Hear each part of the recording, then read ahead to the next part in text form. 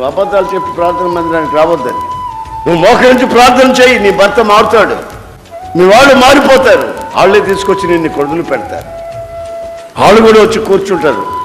నీ నోటి మాట ఆశ్చర్యాన్ని కలుగ చేయాలి. నీ నోట అబద్ధం రాకూడదు, నీ నోట దూషణ మాటలు రాకూడదు, నీ నోట శపించబడిన మాటలు రాకూడదు. దయగల మాటలు నీ నోట రావాలని ఆశిస్తున్నా.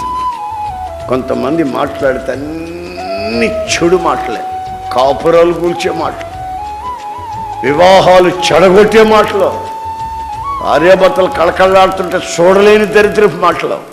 అయితే వాక్యం అంటుంది, దూషణ మాటలు, చెడు మాటలు, శపించబడిన మాటలు, కఠినమైన మాటలు దేవుని పిల్లలైన మీ నోట రాకుండా జాగ్రత్త పడండి. అప్పుడు నీ నోటి మాటను చూసి ప్రజలు ఆశ్చర్యపడతారు.